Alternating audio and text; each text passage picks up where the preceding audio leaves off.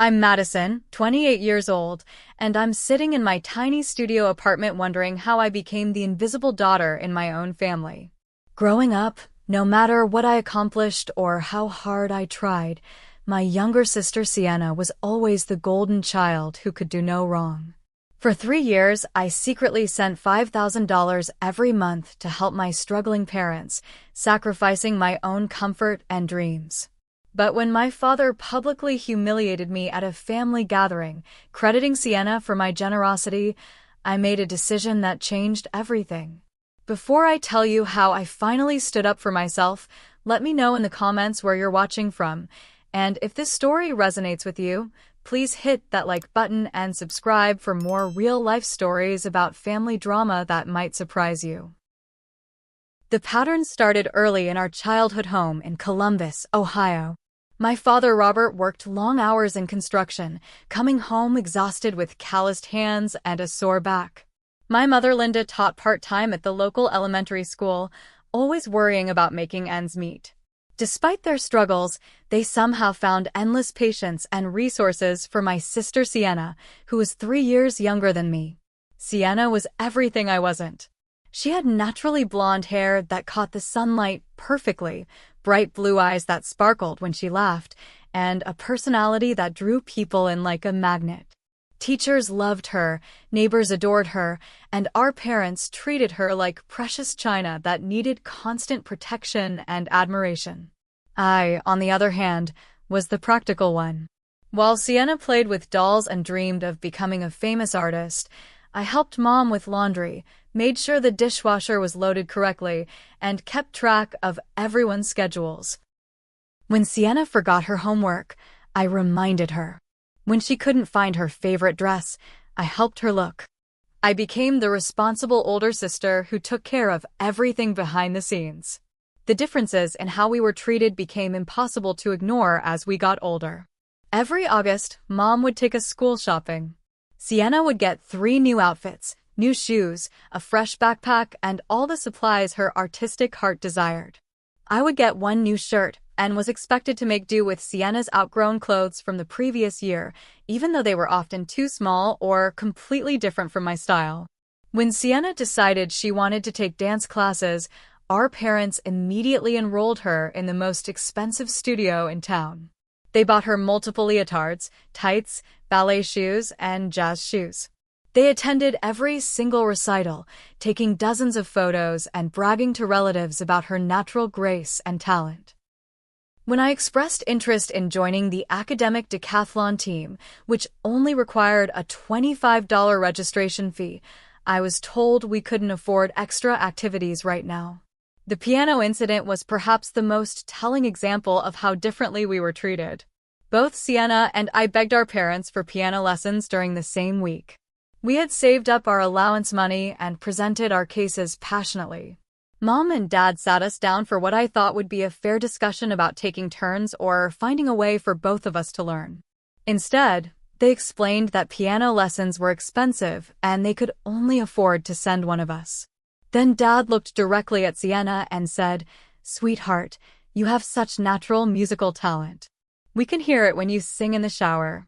Madison is more practical-minded, so this would be better suited for Sienna." I felt my heart sink, but I forced myself to smile and congratulate my sister.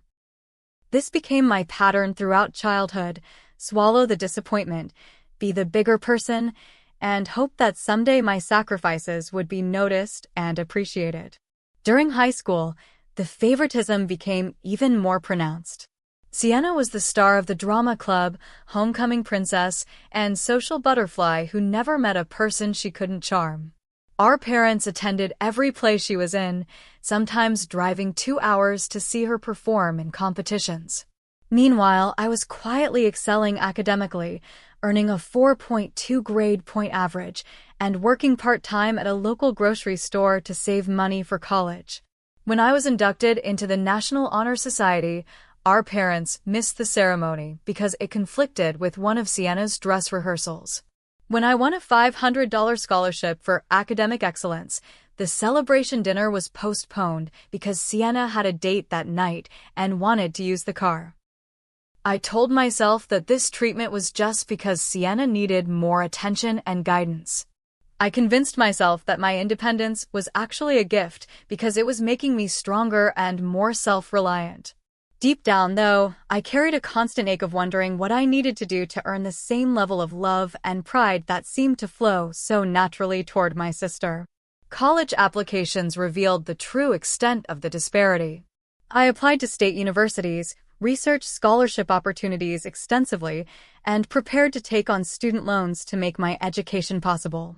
I spent countless hours writing essays, studying for standardized tests, and working extra shifts to save money. Sienna, meanwhile, had her heart set on a prestigious private art college that cost nearly $50,000 per year. When she was accepted, our parents were overjoyed and immediately began making arrangements to cover her full tuition, room, and board.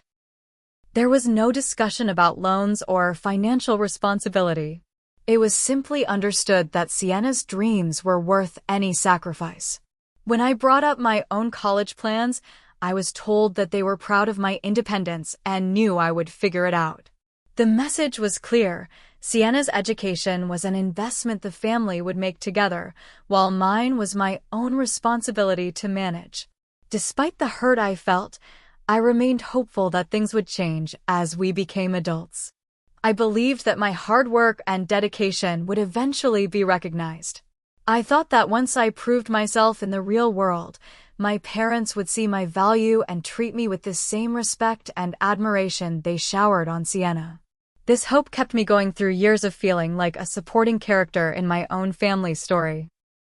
After graduating with a degree in marketing and a mountain of student loan debt, I threw myself into building a career with the same determination I had applied to everything else in my life.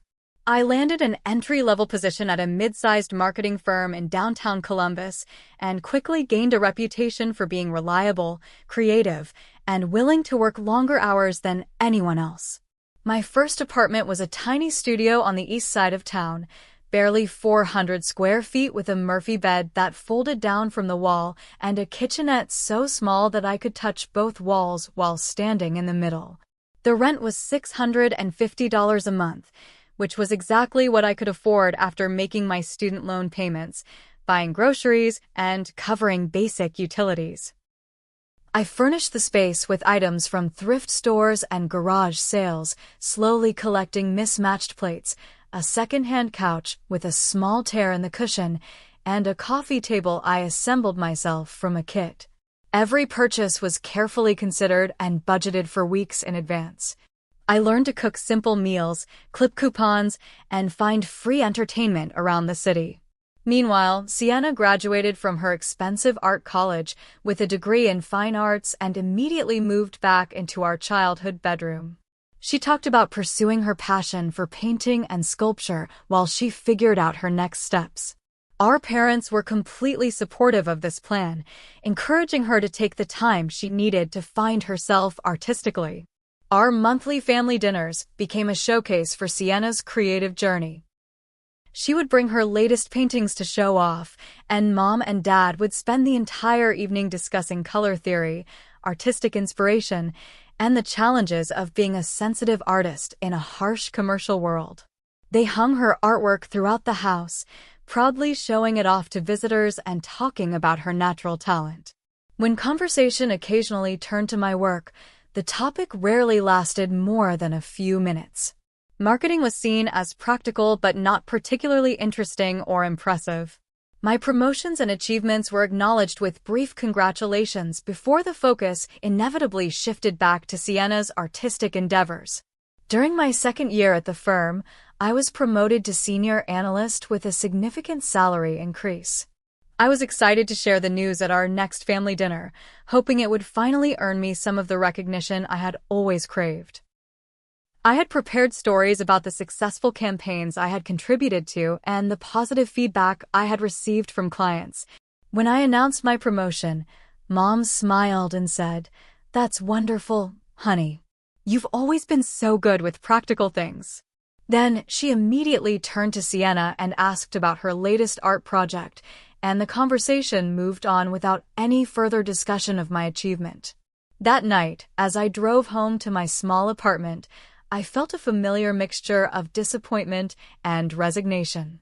I had learned not to expect too much celebration of my successes, but it still stung every time my accomplishments were treated as routine while Sienna's were treated as extraordinary. It was around this time that I started noticing signs of financial stress in my parents' household. Dad's construction work was becoming more sporadic as he got older and his back problems worsened. Mom's part-time teaching salary wasn't enough to cover their mortgage, utilities, and daily expenses, especially with Sienna living at home without contributing financially. During one particularly difficult month, I overheard Dad on the phone with the electric company asking for an extension on their payment. Mom was clipping more coupons than usual and had started buying generic brands for everything. I could see the worry lines deepening around their eyes, though they tried to hide their stress from both Sienna and me. Without telling anyone, I started sending $200 a month to help with their expenses. I set up an automatic transfer from my checking account to theirs, timing it to arrive around the 15th of each month when I knew bills were typically due. I told myself it was just temporary assistance until Dad's work picked up again. The first few months, my parents called to thank me for the money, though they seemed confused about where it was coming from. I had deliberately made the transfers appear anonymous, not wanting to make a big deal about helping out. When they asked if I knew anything about the mysterious deposits, I suggested maybe Sienna had set something up as a surprise. To my amazement, they immediately accepted this explanation and began praising Sienna for her thoughtfulness and generosity. They talked about how mature and caring she was becoming, how proud they were that she was thinking of their needs even while pursuing her artistic dreams.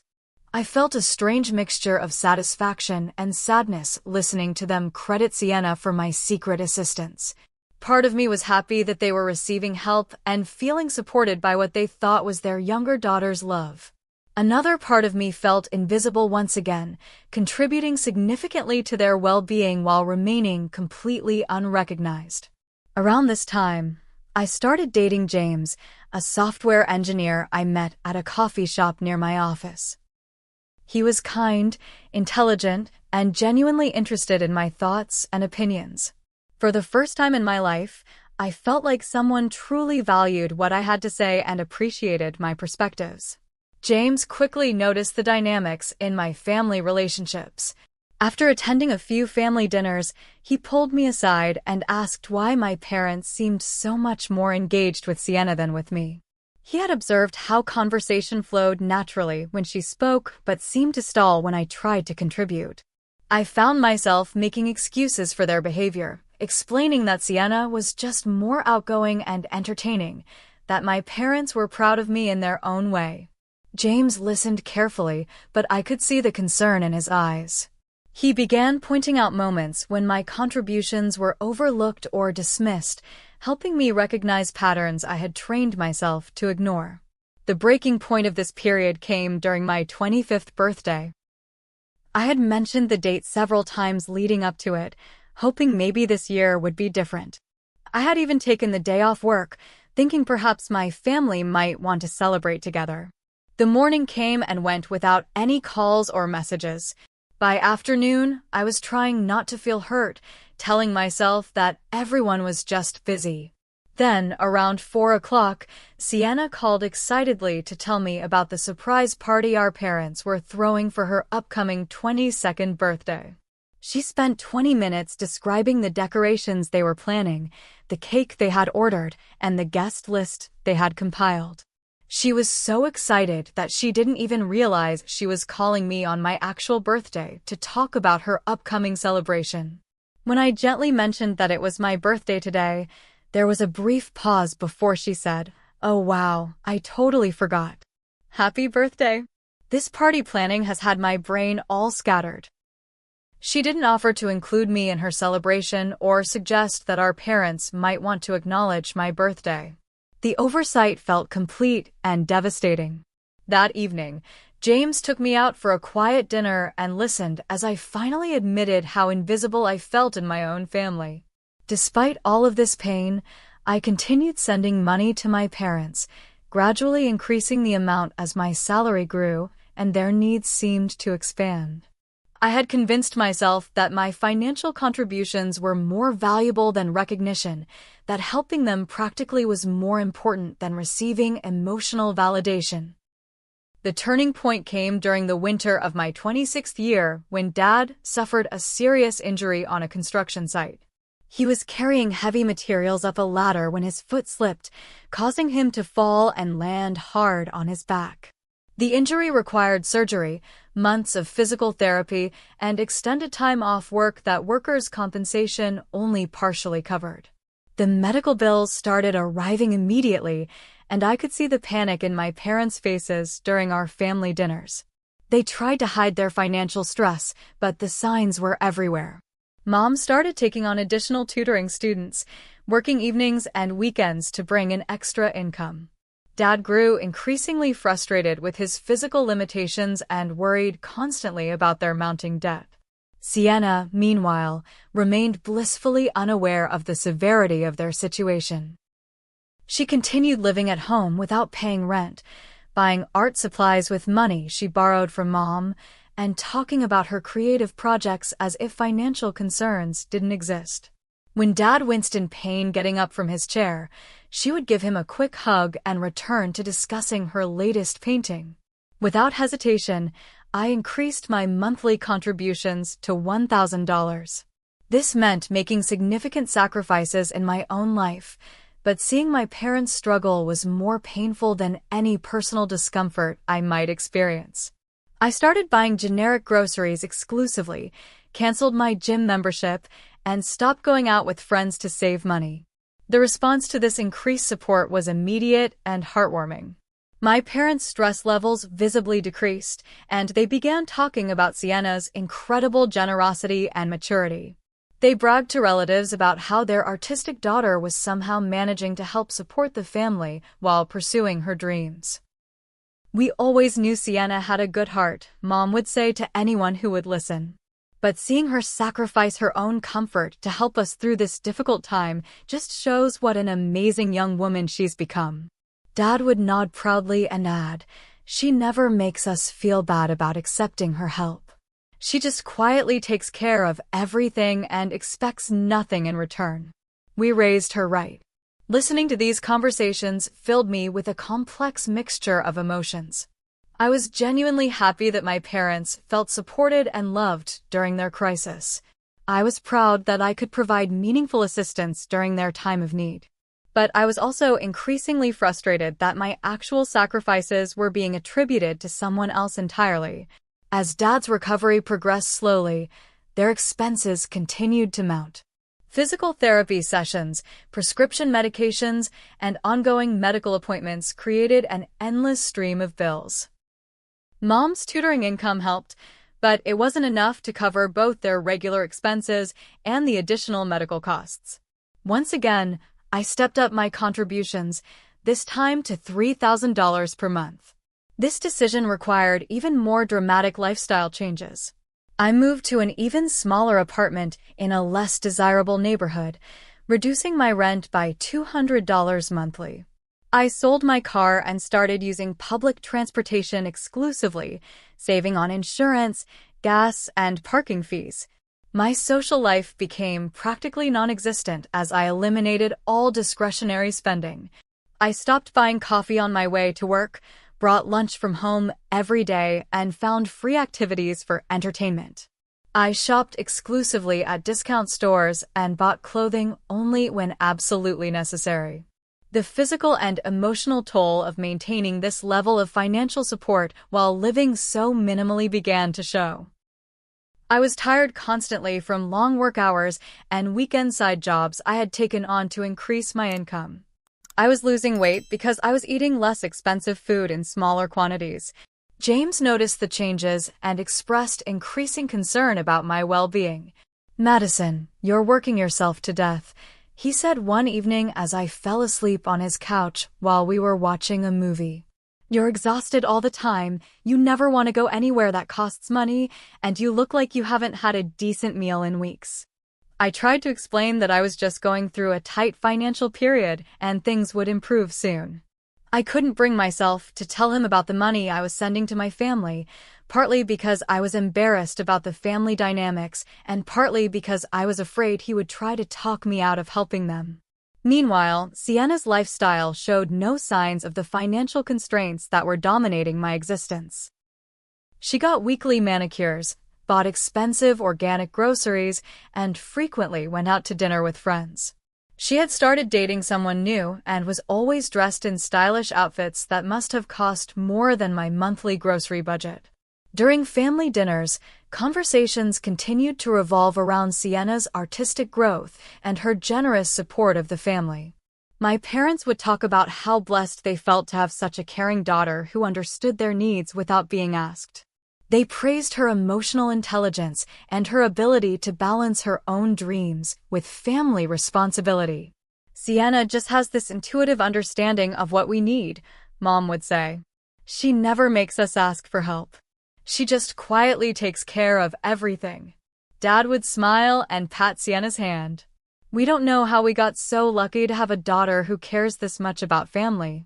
These conversations were becoming increasingly difficult for me to endure. I would sit at the table, eating the meal that my money had probably helped purchase, listening to my parents praise my sister for my sacrifices. Sienna would smile modestly and change the subject, never correcting their assumptions, but never acknowledging the truth either. As my contributions increased to $5,000 per month, I reached a breaking point in terms of personal sustainability. I was working 60-hour weeks at my regular job plus freelancing on weekends.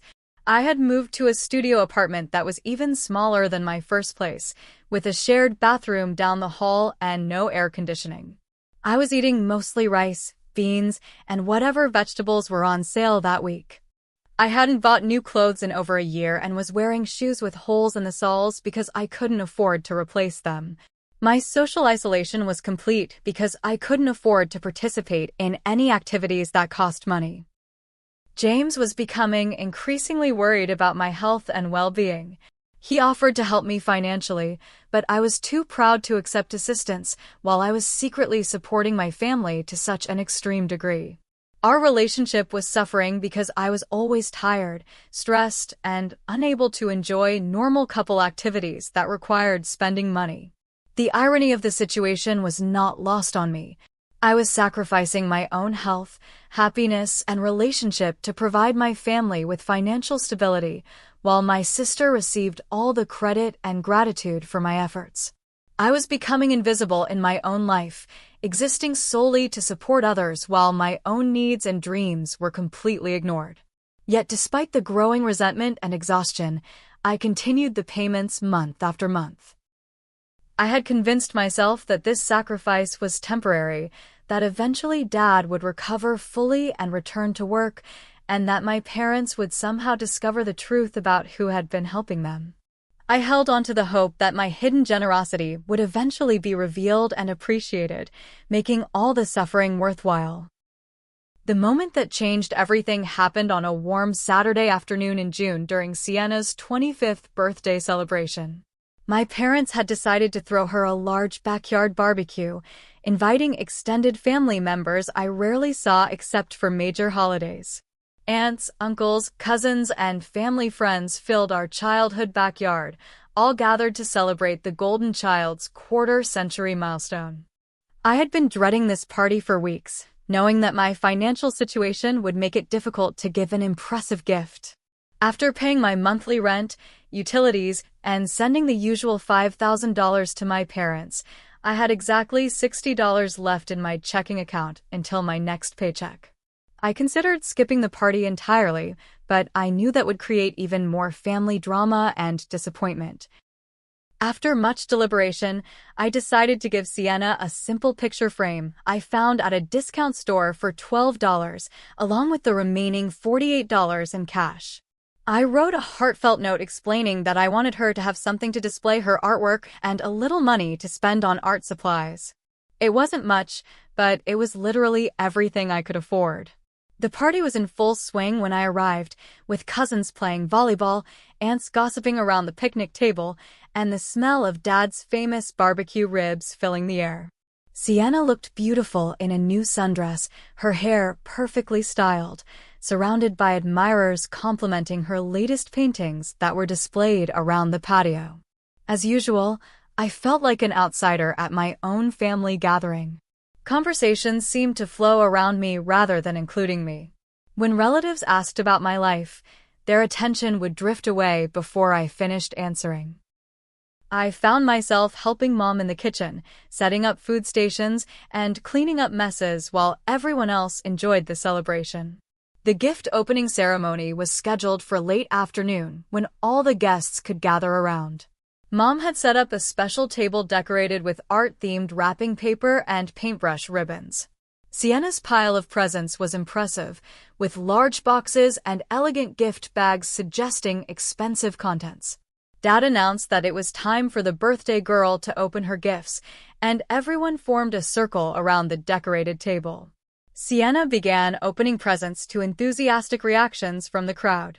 She received professional art supplies, expensive jewelry, gift certificates to high-end stores, and various luxury items that reflected her status as the family favorite.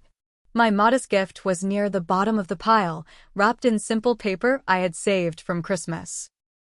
When Sienna picked it up, I felt my cheeks burning with embarrassment at how small and cheap it looked compared to everything else. She opened it gracefully, smiled, and thanked me genuinely for the thoughtful frame and the cash inside. But then Dad picked up the card and read the amount of money I had given. His face immediately changed from pleasant to disappointed, and his voice carried across the entire backyard as he exclaimed, "You only sent 60 cents?" The way he said it made it sound like I had given her loose change found between couch cushions. The entire party fell silent. 30 pairs of eyes turned to look at me with expressions ranging from embarrassment to pity. I felt my face burning with shame as Dad continued his commentary, loud enough for everyone to hear. "Sienna sends $5,000 a month," he declared, as if my modest gift was a personal insult to the family. "Your sister has been supporting this whole family while you can't even manage a decent birthday present." The humiliation was complete and devastating. I could see relatives exchanging glances, some looking sympathetic, but others clearly judging me for what appeared to be selfishness and lack of family loyalty. Uncle Frank shook his head disapprovingly. Cousin Marie whispered something to her husband behind her hand. In that moment, standing in front of my entire extended family while being publicly shamed for my apparent lack of generosity, I reached my breaking point. 3 years of secret sacrifice, 3 years of living in poverty to support my family, 3 years of watching Sienna receive credit for my efforts, and this was how I was repaid. "That was me," I said quietly, my voice barely audible over the uncomfortable murmur of the crowd. "I've been sending the money." Dad looked confused and slightly annoyed that I was interrupting his praise of Sienna. "What are you talking about?" "The $5,000 every month," I repeated, my voice stronger now. "That was me sending it. I've been supporting the family for 3 years." The backyard fell completely silent except for the sound of someone's radio playing softly in the distance. Mom stepped forward with an expression of disbelief and anger that I had never seen before. "Stop stealing her credit," she snapped, her voice sharp enough to cut glass. "Don't lie to make yourself look better. We know exactly where that money comes from, and it's not from you." The accusation hit me like a physical blow. Not only were my parents refusing to believe the truth about my sacrifices, but they were accusing me of lying about it in front of our entire extended family. I could see relatives looking back and forth between my parents and me, clearly uncomfortable with the family drama unfolding before them. Sienna stood frozen next to her pile of gifts, saying nothing to defend me or correct the misunderstanding. She had known for months that she wasn't sending money to our parents, but she was allowing me to be humiliated rather than speaking up with the truth. "I can show you the bank records," I said desperately, pulling out my phone. I can prove it was me. We don't need to see fake bank records, Dad said dismissively. We know our daughters, and we know which one of you has been taking care of this family. The final blow came when I looked around the circle of relatives and saw their faces. Instead of support or understanding, I saw pity, embarrassment, and judgment. They believed my parents' version of events completely. In their eyes, I was the selfish daughter who was so jealous of her generous sister that I would lie about financial contributions in front of the whole family. Uncle Frank cleared his throat awkwardly and suggested that maybe we should get back to celebrating Sienna's birthday. And Carol started gathering empty plates with obvious discomfort. Cousins began finding excuses to check on their children or refill their drinks. The party atmosphere was completely destroyed, but the blame for that destruction was clearly being placed on me. I stood there for another moment, surrounded by family members who thought they knew me but had never really seen me at all. The weight of 3 years of sacrifice, invisibility, and misunderstanding crashed down on me all at once. I realized that no amount of financial support, no level of self-denial, no sacrifice I could make would ever earn me the recognition and respect that came so naturally to Sienna. Without saying another word, I walked to my car and drove away from the party. Behind me, I could hear Dad's voice resuming the celebration, probably making jokes about dramatic sisters and getting back to the important business of celebrating Sienna's special day. That night, sitting alone in my tiny apartment, eating a dinner of rice and canned vegetables, I made the decision that would change everything. I logged into my bank account and canceled the automatic transfer that had been sending $5,000 every month to my parents. If they truly believed that Sienna was their generous benefactor, they were about to discover exactly what losing that support would mean. For the first time in 3 years, I kept my entire paycheck for myself. The relief was immediate and overwhelming. I didn't have to calculate how much I could afford to spend on groceries. I didn't have to choose between paying my electric bill and sending money home. For the first time since Dad's injury, my own financial needs could come first. The decision felt both empowering and terrifying. I was finally standing up for myself and demanding recognition for my contributions, but I was also risking the complete destruction of my relationship with my family. As I fell asleep that night, I wondered if I had just made the biggest mistake of my life or finally taken the first step toward reclaiming my worth. The immediate aftermath of my decision was surprisingly peaceful. For the first 2 weeks, after canceling the payments, I heard nothing from my family. I assumed they were still angry about what they perceived as my attention-seeking behavior at Sienna's party and were giving me space to cool down. Meanwhile, I was experiencing a level of financial freedom I hadn't felt in 3 years. With an extra $5,000 in my checking account, I could afford to buy fresh vegetables instead of relying solely on rice and beans. I replaced my worn-out shoes and bought a few basic clothing items to replace garments that had become embarrassingly shabby. I even treated myself to dinner at a modest restaurant with James, who was thrilled to see me enjoying a normal meal again. The silence from my family ended abruptly on a Tuesday evening when my phone started ringing repeatedly. The first call came from Mom at 6:30, followed immediately by Dad, then Sienna, then Mom again. I let them all go to voicemail, not ready to engage in what I knew would be an emotional and potentially explosive conversation. When I finally listened to the messages, the panic in their voices was unmistakable. Mom's first message was brief and confused. "Madison, honey, call me back. We need to talk about something important." Dad's message was more direct. "Call your mother. Something's wrong with the bank account." By the time I reached Sienna's message, the situation had become clear. Her voice was shaking as she explained that Mom and Dad had called her frantically because their monthly financial assistance hadn't arrived.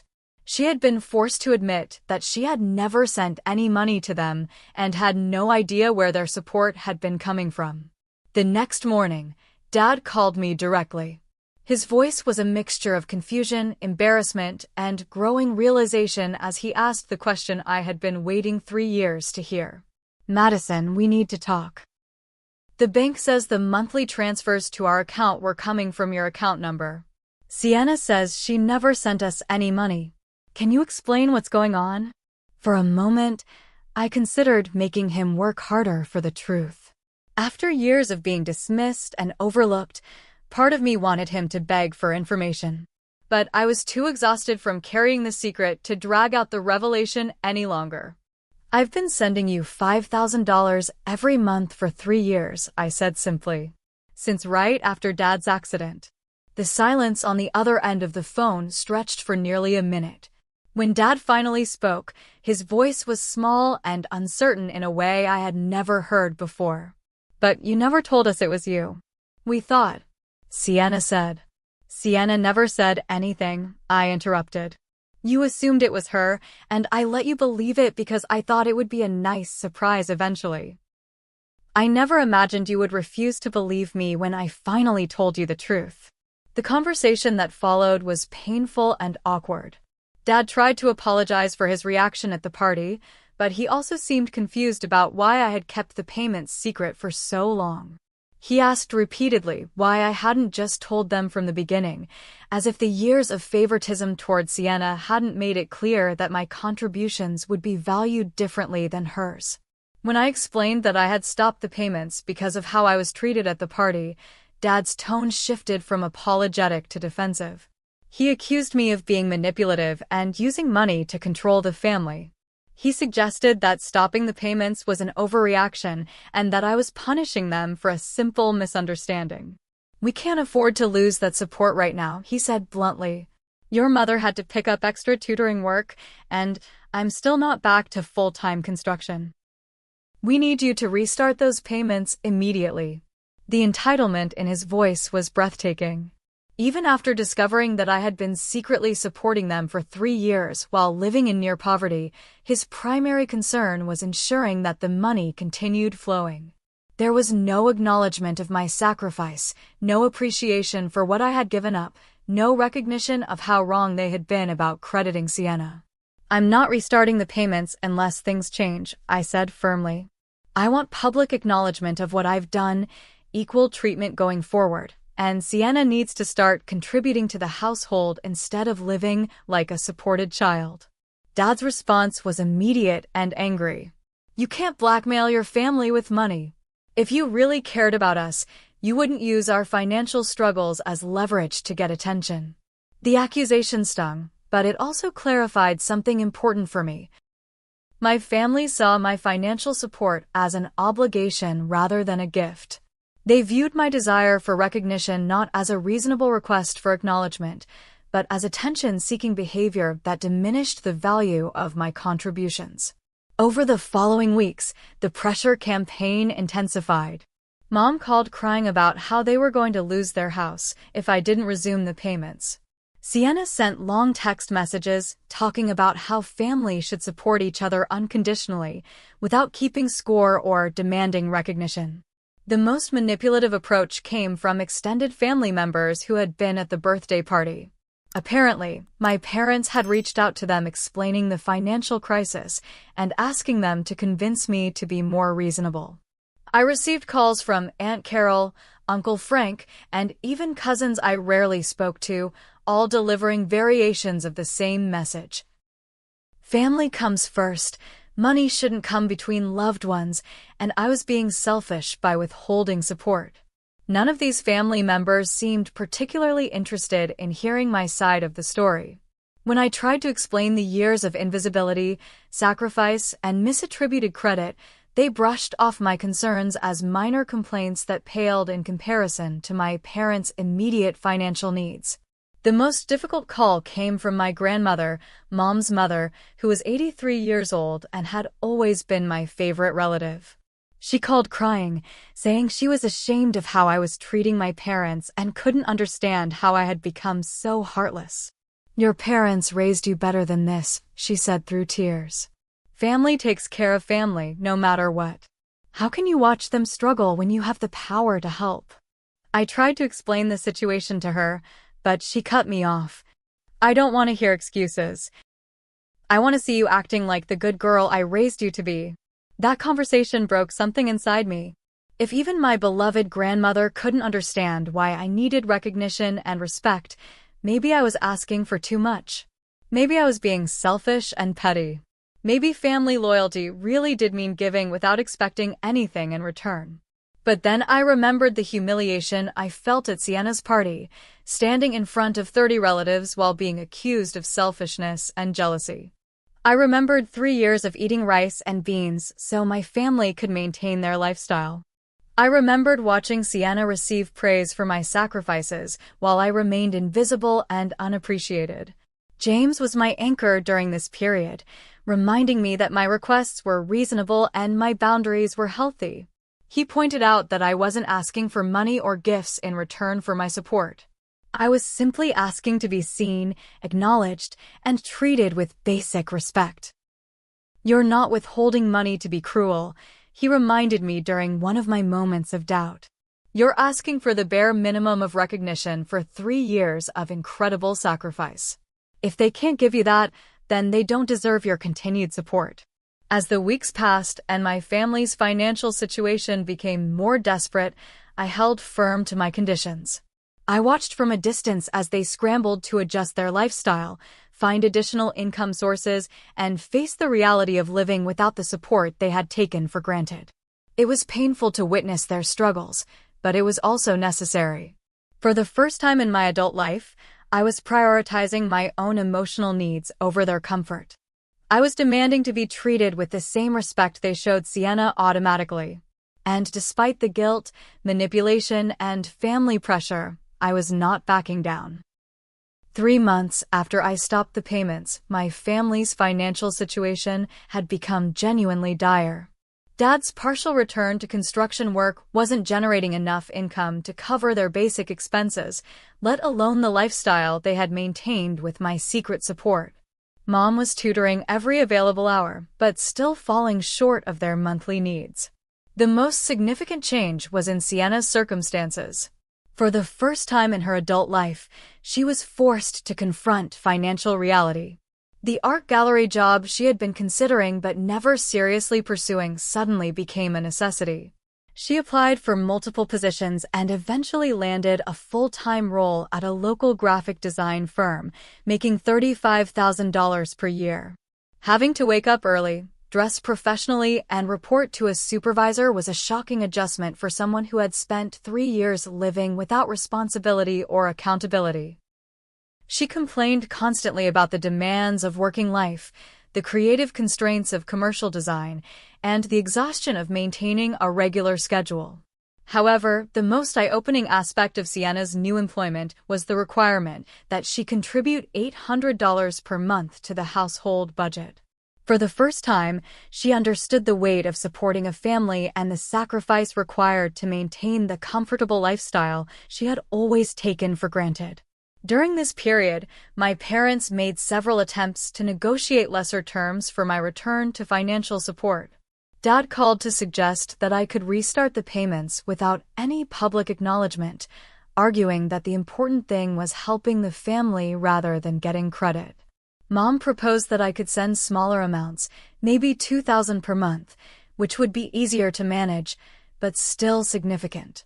Each time, I calmly repeated my original conditions. Public acknowledgement of my 3 years of support, equal treatment and respect going forward, and Sienna's continued financial contribution to the household.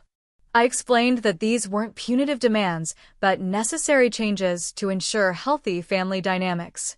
The breakthrough came during a particularly difficult week when Dad's back pain flared up and he missed several days of work. Without my financial cushion, the lost income created an immediate crisis. Their mortgage payment was due, utilities were being threatened with disconnection, and they had no savings to fall back on. That Wednesday evening, I received a call from Mom. Her voice was different than it had been during our previous conversations, less defensive and more genuinely remorseful. "Madison," she said quietly, "we need to talk. Really talk, not just argue about money or make demands. Can you come over for dinner this Sunday?" Something in her tone told me this conversation would be different. I agreed to visit, but I made it clear that I wasn't changing my conditions regardless of how desperate their situation had become. Sunday dinner was awkward at first, with everyone being unusually polite and careful about their words. Sienna looked exhausted from her new work schedule, and I could see the stress lines around my parents' eyes more clearly than ever before. The house itself showed signs of financial strain, with small repairs being postponed and luxury items noticeably absent. After we finished eating, Dad cleared his throat and began the conversation I had been waiting 3 years to have. "Madison, we owe you an apology," he said, looking directly at me for the first time in months. "We were wrong about the money, wrong about how we treated you at Sienna's party, and wrong about how we've treated you for most of your life." Mom nodded and continued, "We've always been proud of you, but we took your strength and independence for granted. We assumed you didn't need as much attention or support as Sienna, but that wasn't fair. You deserved just as much recognition and celebration." The acknowledgement felt surreal after years of feeling invisible.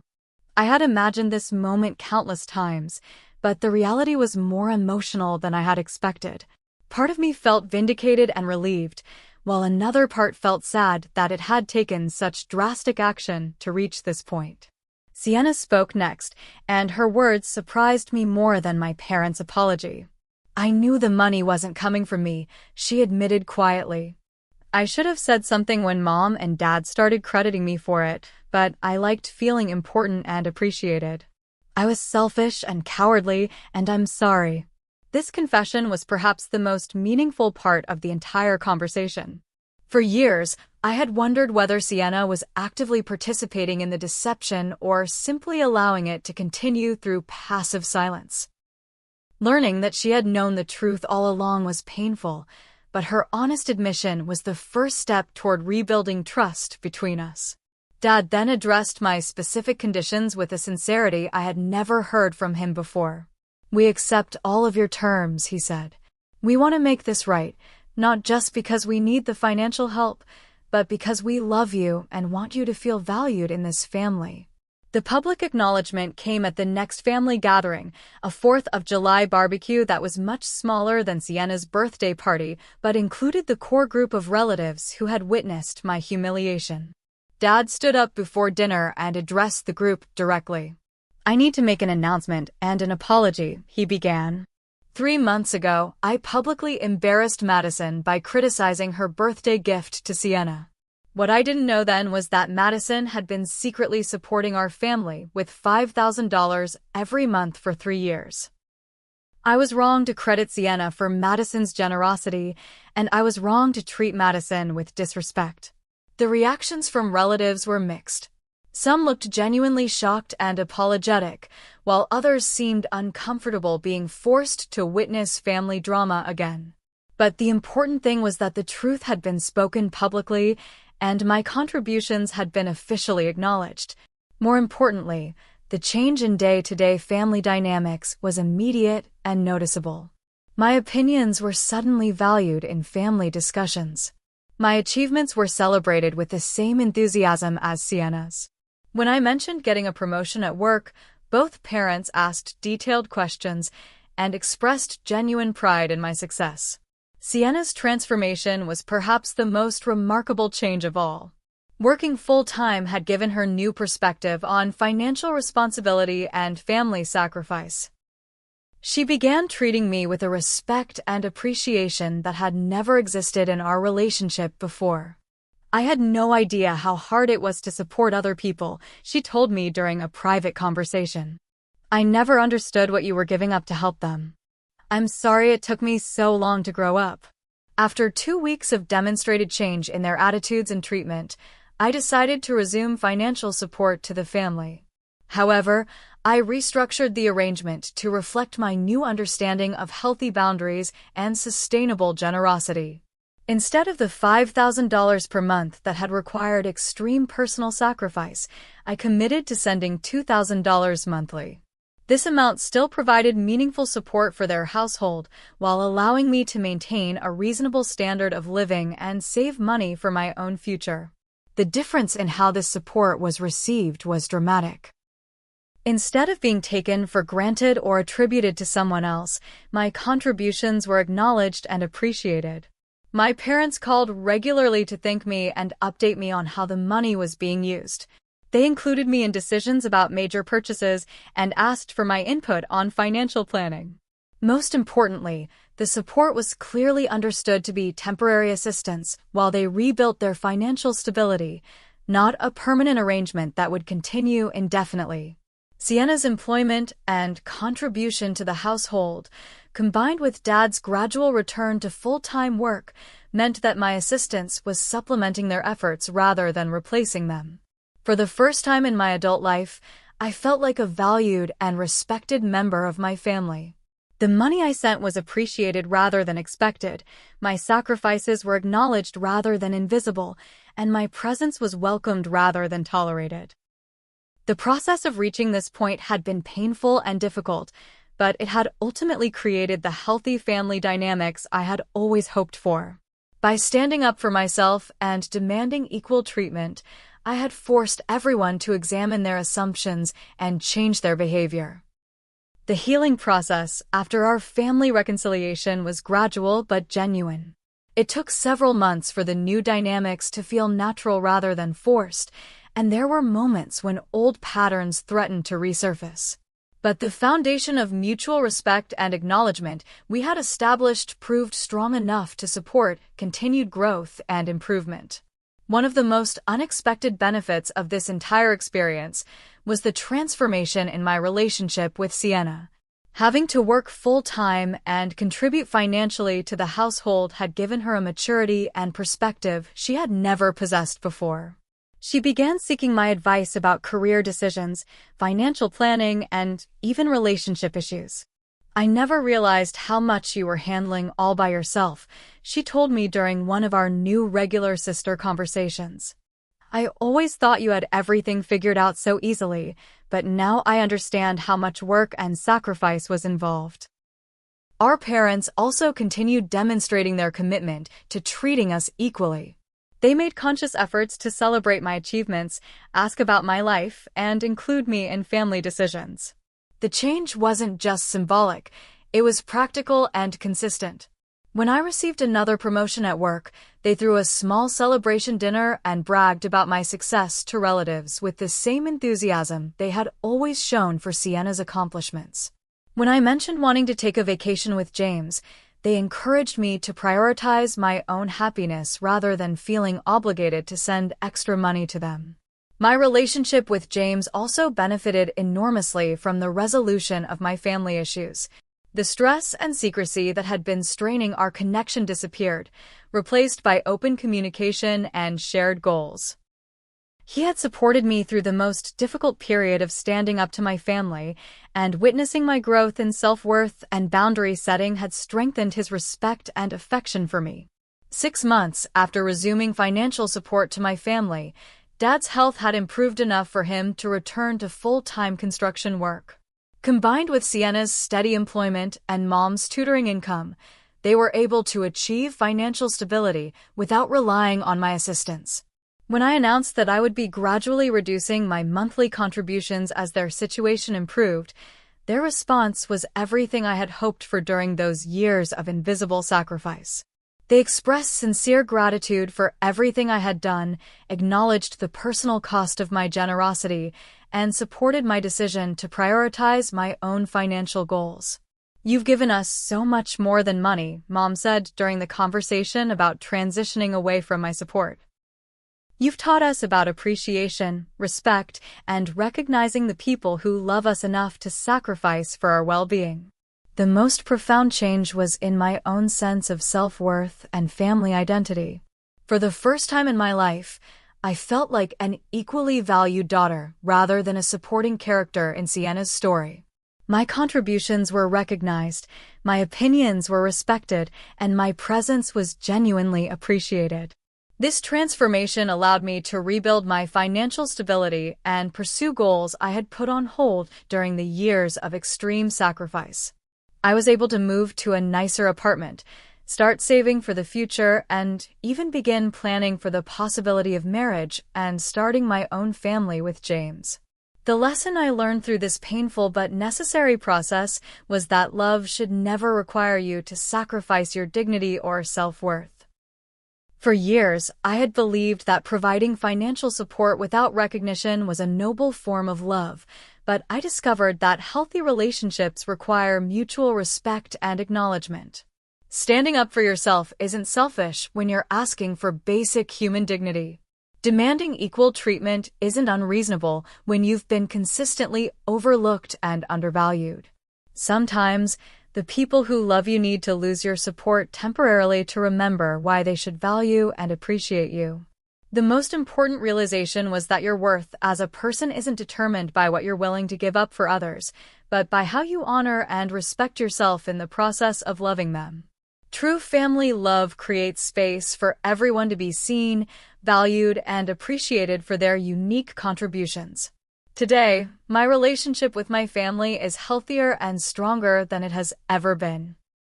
We've learned to communicate directly about needs and expectations rather than making assumptions.